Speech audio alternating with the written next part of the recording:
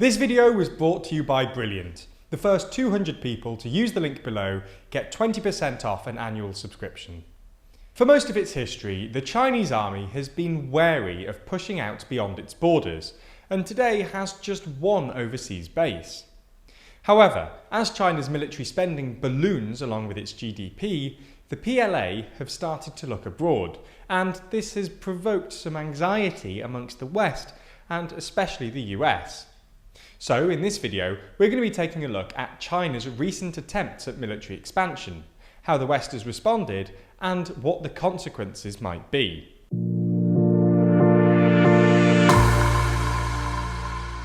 Today, most large militaries have foreign bases spread across the world.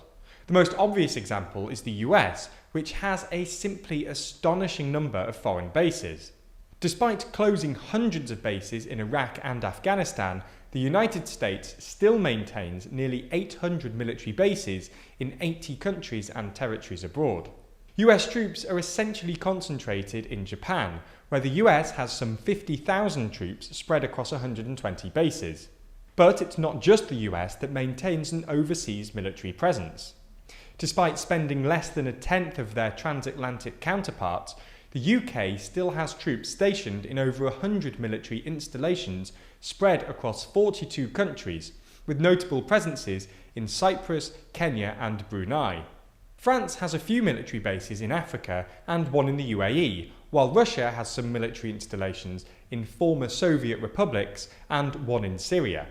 However, despite having the second largest military budget in the world, greater than the combined total of the UK, France and Russia, China's PLA is remarkably provincial.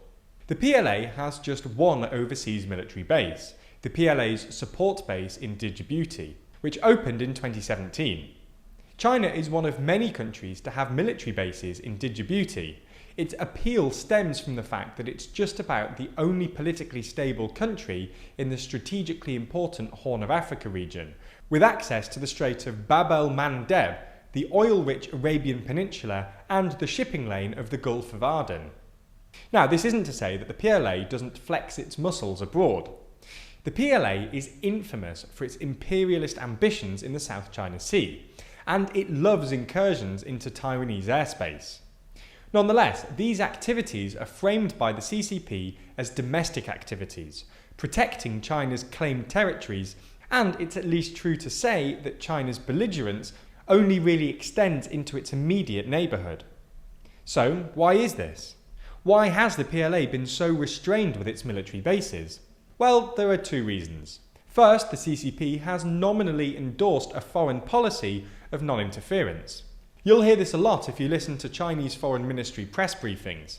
They're always talking about how China doesn't interfere in other countries' affairs, and how other countries, like the US, should follow suit. The US, for its part, instead pursues what's often described as a responsibility to protect foreign policy, first advocated by the UN in 2005, which basically says that foreign states can interfere in other states' affairs for humanitarian reasons. The CCP aren't so keen on this, because they worry that larger states use humanitarian intervention as a pretext to justify unnecessary interference. Anyway, the second reason that the PLA doesn't have so many military bases is that historically, overseas military operations haven't gone so well for China. China's last big war, the 1979 Sino-Vietnamese War, didn't go particularly well for them. The PLA suffered far more casualties than expected and quickly retreated. The CCP have presumably learned that, in most cases, foreign military operations don't go to plan, something that the US experienced with Afghanistan and Russia is currently experiencing with Ukraine. Nonetheless, this doesn't mean that China never had military aspirations. Chinese policymakers have, for years, worried about the so-called Malacca dilemma, which revolves around the Malacca Strait.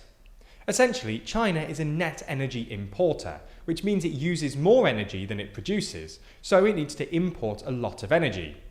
Most of China's oil imports come from the Middle East and Angola, which is why about 80% of China's oil imports pass through the Strait of Malacca, a thin strip of sea that goes through Malaysia and Singapore.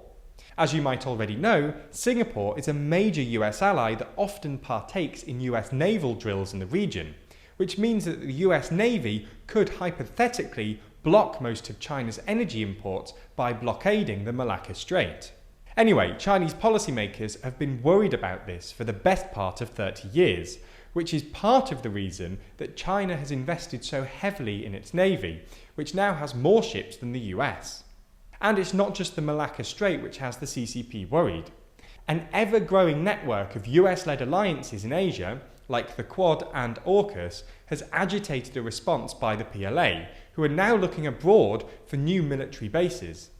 Since they opened the Djibouti base in 2017, there have been recurring reports that China has attempted to build new military bases in various different countries. In 2018, there were reports that China was trying to build a deep-water naval base in Vanuatu. In late 2020, there were reports that China was trying to build a naval base in Walvis Bay in Namibia. In late 2021, US intelligence claimed that China had plans to build a naval base in Bata, a port city in Equatorial Guinea, and construction on a secret Chinese base at Khalifa port was halted after the US warned the Emiratis that a Chinese base on UAE soil would undermine the US-UAE relationship. Even today, US intelligence reckons that China wants a permanent presence at Cambodia's Ream naval base, which is currently being constructed with help from China. Now, we should say that most of these countries denied the reports, but even if half of them are correct, it still shows the PLA is considering expanding its footprint. Predictably, this has caused some consternation in the West.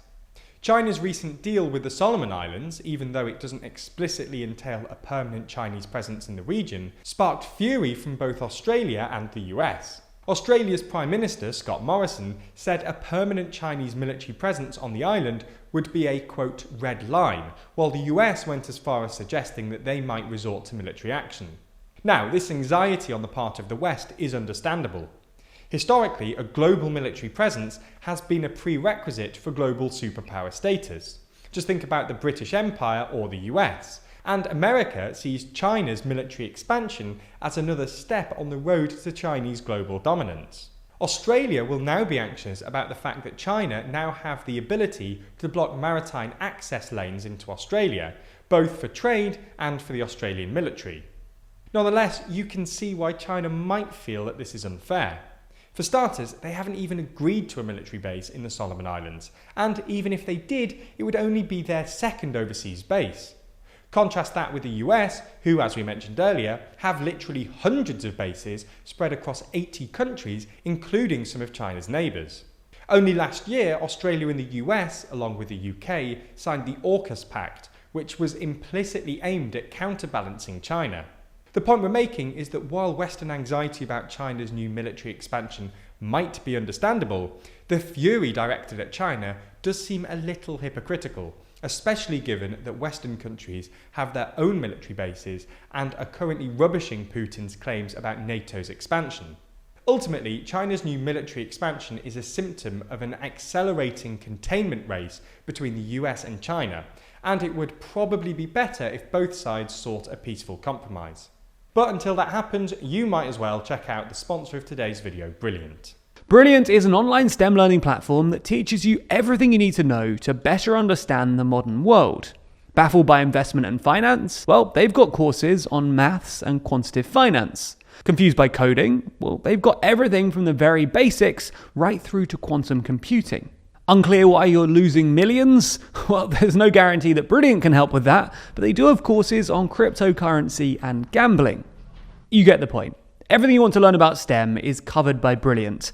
And the best thing is that all of their courses are designed by award-winning instructors and built upon the principle of active learning. So you're gaining STEM knowledge by actually doing it. So if you want to improve with STEM, then you can sign up to Brilliant at brilliant.org/TLDREU. And the first 200 people to do so will get 20% off an annual premium subscription. Thanks for supporting the channel.